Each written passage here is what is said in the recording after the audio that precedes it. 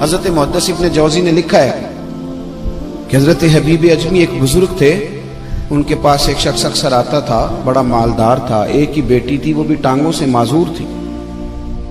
تو آپ اکثر اس کو کہتے کہ تو توبہ کر، اللہ کی بارگاہ میں رجوع کر۔ ایک وقت ایسا آتا ہے کہ پھر انسان کا جب کوئی اپنا نہیں رہتا پھر اسے مصلی یاد آتا ہے، لیکن اگر مصلی کی عادت بچپن سے پڑ جائے نا تو پھر ذرا آسان ہوتا ہے اللہ سے دل لگانا۔ وہ اکثر آپ اس کو کہتے کہ ٹھیک ہو جائے، ایک ہی تو بیٹی ہے، وہ بھی بیچاری معذور ہے، تو کہاں دولت لے جائے گا۔ آج کرتا ہوں، ہم تاریخیں دیتے رہتے ہیں نا اللہ تعالیٰ کو معاذ اللہ کہ رمضان سے میں نے نیک ہو جانا ہے، عمرہ کر کے آؤں گا تو پھر میں پکا نمازی ہوں۔ خدا کے بندو، کس نے تجھے بتایا کہ رمضان تک تو زندہ رہے گا؟ کس نے خبر کی کہ عمرہ کرنے تک تو بچے گا؟ حضرت حبیب اجمی اس کو کہتے تو کہتا بڑی جلدی ٹھیک ہو جاؤں گا۔ ایک دن سویرے سویرے توبہ کرنے آ گیا۔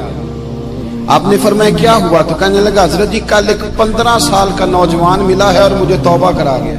مزہ ہی اس عمر میں اللہ اللہ کرنے کا، نبی کریم سے محبت بھی کرنی ہو تو یہی عمر ہے۔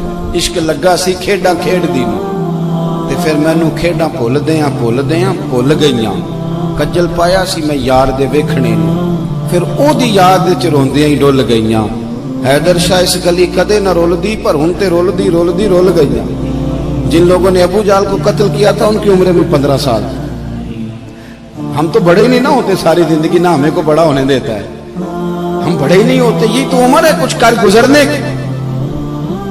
15 سال کا نوجوان توبہ کرا گیا تو حضرت حبیب اجمی کہنے لگے وہ کیسے؟ کہنے لگا حضرت جی میں کل منڈی گیا تھا، مجھے کچھ سامان خریدنا تھا، تو بغداد کے بازار سے میں نے مچھلی خرید لی 10 کلو، باقی بھی سامان تب خود لے جا نہیں سکتا تھا۔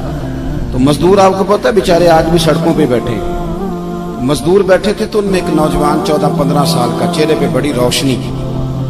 میں نے اس کو کہا بیٹے مزدوری کرو گے؟ کہنے لگا حضور مزدوری بھی کرتا ہوں، پڑھائی بھی کرتا ہوں، اور جو اللہ کو منظور ہو اس کی عبادت بھی کرتا ہوں۔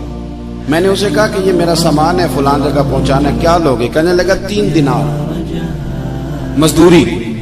سودا طے ہو گیا، اس نے سامان اٹھا لیا۔ کہتے ہیں رستے میں ظہر کا وقت ہو گیا، کہنے لگا چچا اگر اجازت ہو تو نماز پڑھ دوں۔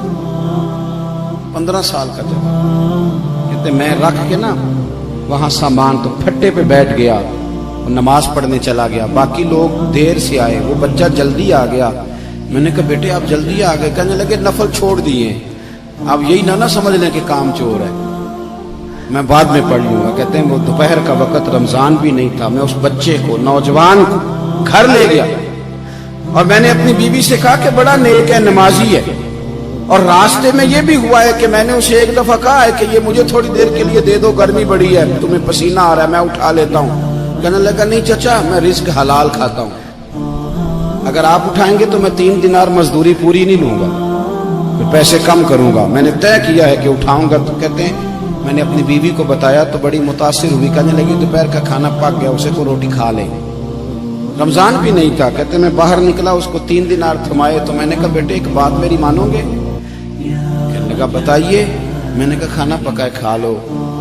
کہنے لگا میں معافی چاہتا ہوں، میں نے روزہ رکھا ہوا ہے۔ حضور نے حکم دیا، حکم نبی کریم نے حکم دیا، بخاری مسلم کی حدیث ہے، فرمایا نوجوانوں اگر تمہارے پاس طاقت ہے تو نکاح کر لو ورنہ روزے رکھو۔ حکم دیا، یا نکاح اور یا روزے، یہ سرکار کا حکم ہے۔ بھائی نفلی روزہ نفس کی قوتوں کو کچلتا ہے، انسان میں نورانیت اور روحانیت لاتا ہے۔ کہتے وہ کہنے لگا میں نے روزہ رکھا ہے، میں اور متاثر ہو گیا۔ میں نے کہا آپ کیا کرو گے؟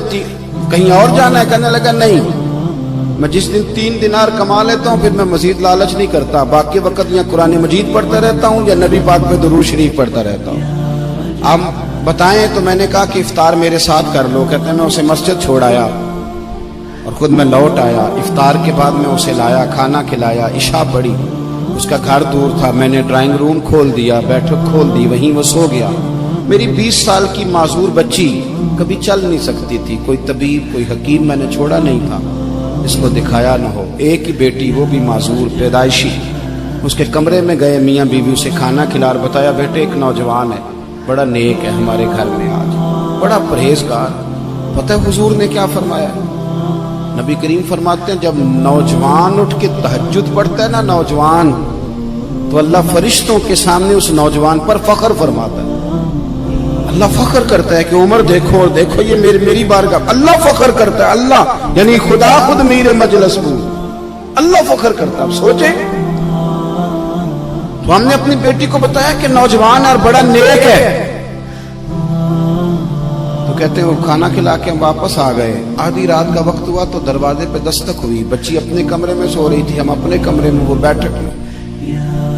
घबरा के उठे कि इस वक्त कौन है दरवाजे पे? तो बेटी कहने लगी अब्बा दरवाजा तो खोलना। कहते हैं दरवाजा खोला तो 20 साल हो गए थे बेटी को, कभी उसने चल के नहीं दिखाया था, कभी दौड़ के उधर जाती, कभी इधर आती। कहती अल्हम्दुलिल्लाह अल्लाह ने मेरी टांगे ठीक कर दी। हम दोनों रोने लगे, ए अल्लाह तो कितना करीम है, कैसे हुआ बेटे सारा कुछ? बेटी कहने लगी अब्बा आपने कहा था ना कि नेक नौजवान आया है, तो मेरे दिल में ख्याल आया अल्लाह अगर वाकई नेक है तो उसके सदके मुझे शिफा ही दे दे। या अय्युहल्लज़ीना आमनुत्तकुल्लाह वब्तगू इलैहिल वसीला। तो कहने लगी अभी मेरी दुआ भी पूरी नहीं हुई तो रब करीम ने फजल किया है और मुझे शिफा अता कर दी। कहते हम दौड़ के उसके कमरे में गए और जब हमने हाथ रखा तो दरवाजा पहले से खुला था, एक खत छोड़ गया था। आजकल के पीर की करामत होती तो फेसबुक पे दे देते, बाकियों को भी जरा भूल पता चले। कहते हैं वो खत छोड़ गया अपने बिस्तर पे कि अगर तुम लोगों को मुझसे मोहब्बत हो गई है तो मेरे पीछे ना दौड़ना, उस रब की बारगाह में झुकना जिस रब ने मेरे ऊपर भी फजल फरमाया है और आप पर भी करम फरमाया। मेरे नौजवान दोस्तों, ये जो बचपना हमें लोग कहते हैं ना अभी बच्चे हो, अभी जब आप बालिग हो गए तो नमाज फर्ज हो गई, सच बोलना जरूरी हो गया, रिस्क हलाल खाना जरूरी हो गया, शरीयत सारी की सारी लागू हो। एक तो दरगुजर से काम नहीं, दूसरा अपनी जिंदगी के अंदर ख्वाहिशात को छोड़ें। सादा खाना तो वैसे ही इंसान को तंदुरुस्त रखता है। ये जो चक्कर हमने डाला हुआ है ना मर्जियां करने का, अब मोटरसाइकिल बिल्कुल अच्छी भली होती है पर सिफारिश ये है कि मॉडल पुराना हो गया है, तो ये तो कमजोर लोगों की अलामत।